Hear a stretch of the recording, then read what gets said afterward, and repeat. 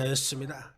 지금까지 지켜주시고 또 하나님의 은혜 가운데 또 하나님께서 도와주셔서 에베네셀 지금까지 이제 지켜주시고 함께 해주신 하나님께 감사하고 앞으로도 우리 하나님께서 함께 해주시고 더 굳센 든든히 서가는 또 우리 하나님께서 지켜주시고 보호해 주시고 은혜 베풀어 주실 줄 믿고 감사하는 이 창립주일 감사 예배가 되시기를 주님의 이름으로 간절히 축원드립니다. 열대기후에서 같이 자라지만 전혀 다른 형태를 보이면서 우리에게 교훈을 주는 두 종류의 나무가 있습니다. 한 나무는 벤진이라는 나무이고 한 나무는 바나나 나무입니다. 이 벤진이라는 나무는 자라면서 옆으로 가지를 뻗고 그 뻗어난 가지가 다시 땅에 뿌리를 내립니다. 그렇게 계속 뻗어가서 그 나무는 큰 거목이 됩니다. 어떤 경우는 이 나무가 무려 8km까지 뻗어서 아주 거대한 숲을 이루기도 한다고 합니다. 그런데 문제는 그 나무가 뻗어가면 그 밑에는 풀 한 포기도 자라지 못한다라는 사실인 것이죠. 이 거대한 나무가 모든 양분을 다 빨아 먹었기 때문에 그 나무 밑에는 풀 한 포기도 자라지 못한다고 합니다. 그리고 이 나무가 고목이 되어서 죽게 되면 그 나무가 머물렀던 그 곳은 황무지가 되고 만다고 합니다. 이 벤지나무는 자기의 큰 유용을 자랑하지만 결국 아무 열매도 맺지 못하고 이 주위를 황무지로 만들어 버립니다. 그러나 바나나 나무는 이 주위에 생명을 주는 나무입니다. 바나나 나무는 6개월이 되면은 또 옆에다가 새로운 싹이 나오게 합니다. 그리고 1년이 되면 바나나 열매를 맺는데 많은 열매를 맺어서 맛있는 먹거리를 제공합니다. 그리고 그 잎사귀는 사람들의 그릇이 되기도 하고 지붕을 만들어서 비를 막아주기도 합니다. 그러다가 이 바나나 나무가 죽게 될 때에 그 바나나 나무 주위에 무수한 새 어린 바나나 나무가 자라나게 됩니다. 그렇게 해서 계속해서 큰 바나나 숲을 만들어서 더 많은 열매를 제공해 주는 나무가 바로 바나나 나무인 것입니다. 여러분, 오늘날 마찬가지로 교회가 시설을 또한 웅장함을 자랑한다면 그 교회가 쓰러질 때에 그 교회가 죽게 되고 주변에 황무케 하는 벤진나무처럼 될 수가 있습니다. 반면에 계속해서 싹을 키우고 또한 잘 자라나게 할 뿐만 아니라 베어진 그 자리에 무수한 새싹을 만들어내는 교회가 된다면 많은 사람에게 열매와 즐거움을 주는 바나나 나무처럼 모두가 유익한 교회가 될 수 있을 것입니다. 그렇다면 36년 된 우리 교회는 과연 어떠한 교회입니까? 우리 교회가 이 지역에 어떠한 모습을 보여줍니까?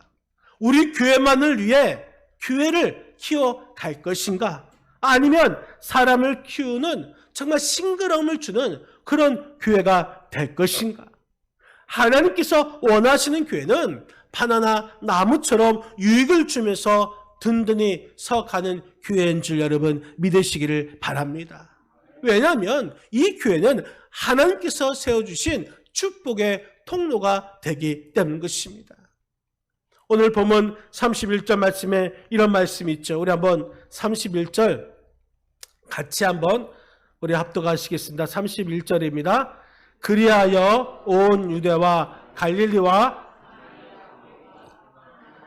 든든히 서가고 주를 경외함과 성령의 위로로 진행하여 수가 더 많아지느라. 아멘. 여러분, 오늘 본문의 초대교회, 유대의 초대교회, 갈릴리의 초대교회, 사마리아 초대교회가 있는데, 그 초대교회는 하나님의 섭리하에 모든 것이 협력하여서 교회가 든든히 서가고 있음을 보여줍니다.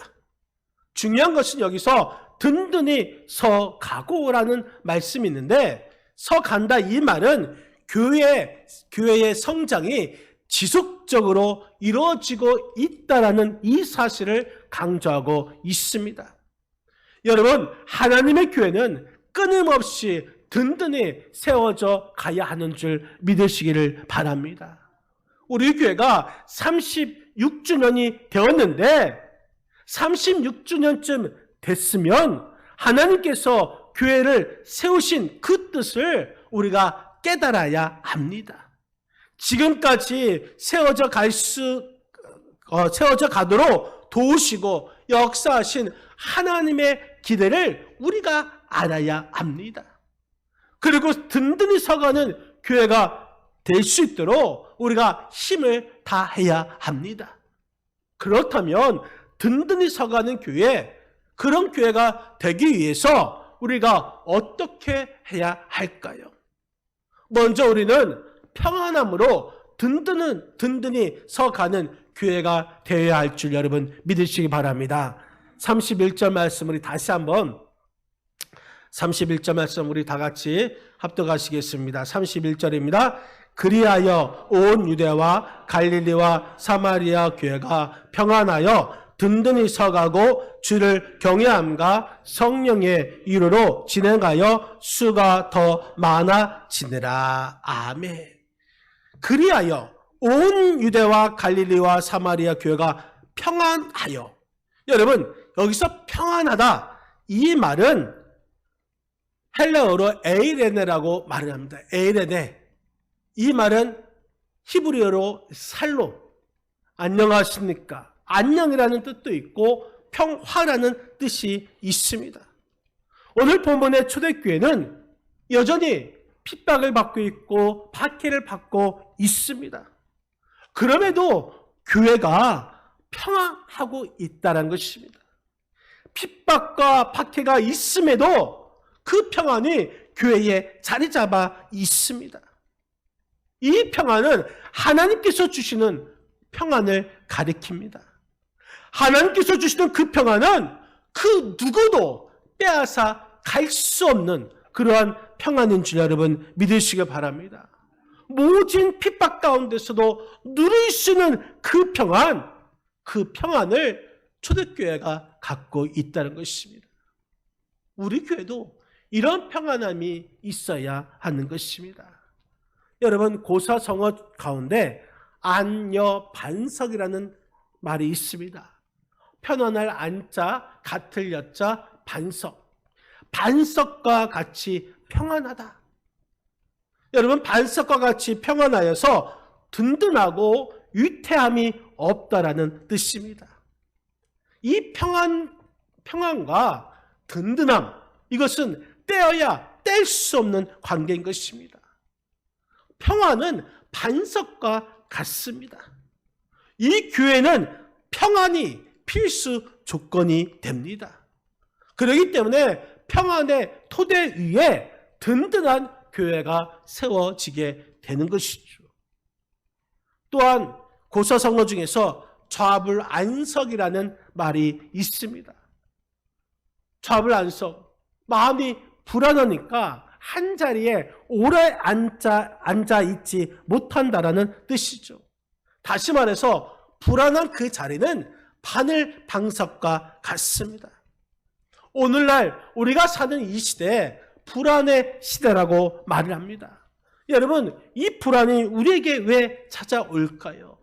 이 자아가 상실하였기 때문인 것입니다. 우리 마음에 평안이 없다면 불안해질 수밖에 없는 것입니다. 여러분, 이 교회에, 우리 교회에 평안의 자리가 없다면 누구도 오래 머물지 못하는 것입니다. 불안한 이 세상에 살면서도 교회만 오면 평안해야 하는 것입니다. 평안이 있으면 분쟁이나 다툼이 있을 수가 없는 것이고 원망과 시비도 없는 것입니다. 따라서 세상이 줄 수 없는 그 평안을 우리 교회가 가지고 있어야 하는 것입니다. 그래서 누구든지 교회에 오면은 이 평안을 맛볼 수 있어야 하는 것입니다. 평안이 있어야 번영할 수가 있고 평안이 있는 곳에 행복도 있는 것입니다. 교회가 행복하기 위해서는 평안이 있어야 하는 것입니다. 행복한 교회를 만들기 위해서는 평안이 있어야 하는 것이고 그래서 교회는 이 평안을 지켜야 하는 것입니다. 여러분, 교회는 어떤 곳입니까? 정말 다른 곳에 살다가 다른 사람들이 모이는 공동체가 바로 교회인 것입니다. 서로 다른 사람들이 예수님이라는 그 주님의 중심으로 모이고 또 주님의 중심으로 조화를 이루며 하나가 될 때에 우리 교회는 평안이 임하게 되는 것입니다. 내가 죽지 못하고 살아서 내 생각을 주장하고 내 의지를 관철시키려고 한다면 그 교회는 결코 평안할 수가 없습니다. 내가 죽고 예수가 살아야 평안이 찾아오고 그래야 교회가 평안해질 수가 있는 것이고 교회가 평안해지면 그 교회는 좋은 교회가 될 수 있습니다. 여러분, 우리 교회는 평안하십니까? 좌불안석, 불안해 있지는 않고 있습니까?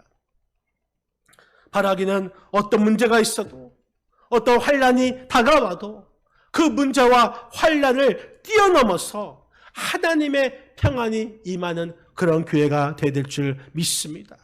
바라기는 창립 36전을 맞이하는 우리 교회가 주님께서 주시는 이 평안함으로 든든히 서가는 교회가 될 수 있도록 저와 여러분들이 최선을 다하시기를 주님의 이름으로 간절히 축원드립니다. 든든히 서가는 교회, 그 교회는 하나님을 경외함이 있어야 든든히 서갈 수가 있습니다. 오늘 본문 31절 말씀, 다시 한번 31절 말씀 읽겠습니다. 그리하여 온 유대와 갈릴리 주를 경외함과 성령의 위로로 진행하여 수가 더 많아지니라. 아멘. 여러분, 주를 경외하다. 이 경외란 것은 주를 공경하다, 두려워하다라는 의미인 것입니다. 초대교회 성도들은 하나님을 잘 공경하며 하나님을 두려워하는 그 신앙을 가졌습니다. 마찬가지로 오늘날 우리 성도들도 하나님을 두려워할 줄 알아야 합니다. 그래야 자기 마음대로 행동하지 않습니다. 그래야 자기 마음대로 말하지 않습니다. 그래야 마음대로 죄를 짓지 않습니다. 이것이 주님을 경외하는 태도인 것입니다. 주님을 경외하는 성도가 많아지는 그 교회가 좋은 교회가 되는 줄 여러분 믿으시길 바랍니다. 오늘 우리에게도 하나님을 경외하는 그 마음이 있어야 할 것입니다. 어떤 꼬마가 자기 집에서 장난감 레고를 가지고 무언가 열심히 만들고 있었습니다. 그때 아빠가 그 모습을 보다가 궁금해서 가까이 들어다가 이 아들에게 물어보았습니다.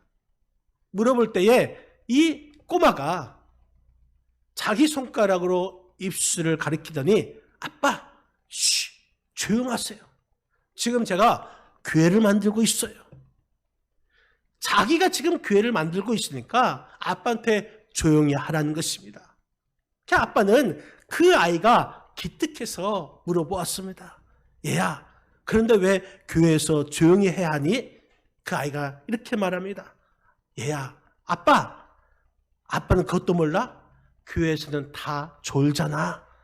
아빠가 떠들면 다른 사람이 다 깨어날 거야. 여러분, 우리도 지금 살아계신 만군의 하나님, 여호와께 지금 예배를 드리고 있습니다. 그런데 우리가 이 거룩한 이 시간에 어떻게 졸면서 예수님 앞에, 주님 앞에 예배 드릴 수가 있겠습니까? 만왕의 왕이 되시고 하나님께서 죄인된 우리들을 불쌍히 여겨주셔서 이 시간 우리가 예배를 통해서 하나님을 만나는 엄청난 이 축복의 시간에 우리가 어떻게 다른 생각을 하고 어떻게 졸면서 예배를 드릴 수 있겠느냐, 그 말인 것입니다. 여러분, 우리는 하나님을 두려워하는, 하나님을 경외하는 마음을 가지고 든든히 서가는 교회가 될 수 있도록 여러분 최선을 다하시기를 주님의 이름으로 간절히 축원드립니다. 또 우리는 든든히 서가는 교회가 되기 위해서는 이 성령의 위로하심이 임해야 합니다. 31절 말씀, 다시 한번 31절 같이 한번 읽겠습니다. 그리하여 온 유대와 주를 경외함과 성령의 위로로 진행하여 수가 더 많아지느라. 아멘. 성령의 위로. 여러분, 위로라는 것은 가까이 불러서 권면하다라는 의미인 것입니다. 초대교회는 유대교회에 핍박이 있었습니다. 그 핍박이 있었음에도 불구하고 교회에서 성령님의 위로하심과 도심을 통하여서 이 초대교회가 비약적인 발전, 비약적인 부흥을 이루게 됩니다. 초대교회가 폭발적으로 성장할 수 있었던 그 이유는 성령의 역사가 있었기 때문인 것입니다. 여러분, 사도들, 그 사도들의 노력에 의해서 초대교회가 부흥된 것이 아닙니다. 성도들의 노력이 있어서 그 교회가 부흥이 된 것은 아닙니다. 성령께서 역사하시니까 초대교회의 부흥이 일어난 것입니다. 성령님의 역사가 일어나니, 성령님께서 교회에 임하시니 그 교회가 부흥이 있는 것입니다. 여러분, 성령님께서 임하니까 초대교회는 사랑으로 하나가 되었습니다. 물질을 서로 나눠주고 또한 서로를 위로하고 격려하였습니다. 그리하여 초대교회는 사랑과 행복이 샘솟는 교회가 된 것입니다. 또한 그 모습이 어찌나 아름다운지 온 백성들이 그 모습을 보고 부러워하면서 칭송하였습니다. 심지어 믿지 않는 사람들도 그 모습을 보고 그들을 칭찬할 정도였습니다. 여러분, 초대교회에 얼마나 많은 핍박이 있었고 환난이 얼마나 많았습니까? 그럼에도 불구하고 그들은 사랑으로 똘똘 뭉쳤기 때문에 그 모든 환난과 모든 핍박 가운데서도 평안 가운데 든든히 설 수 있었던 것입니다. 여름철에 태풍이 휘몰아칩니다. 태풍이 오면 뉴스에 보니까 가로수가 뿌리채 뽑힐 정도로 바람이 세찹니다. 그럼에도 불구하고 숲속에 있는 나무들은 끄떡하지도 않습니다. 왜 그렇습니까? 주변에 있는 나무들이 서로 보호해 주기 때문인 것이죠. 숲속에 있는 모든 나무의 뿌리들이 뒤엉켜 있습니다. 태풍이 숲에 있는 나무 하나를 뿌리채 뽑기 위해서는 숲 전체의 나무를 다 뽑아야 할 것입니다. 그러니까 큰 태풍 속에서도 이 숲속에 있는 나무들은 언제나 든든히 설 수 있는 것입니다. 여러분, 우리 신앙생활도 마찬가지인 것입니다. 독불 장군이 있을 수가 없습니다. 우리 모두가 주 안에서 하나가 되고 손에 손잡고 저 높은 곳을 바라보면서 힘차게 걸어갈 때에 우리는 안전할 수 있게 된 것이고 어떤 거친 풍파에 끄떡하지 않고 이길 수가 있게 되는 것입니다.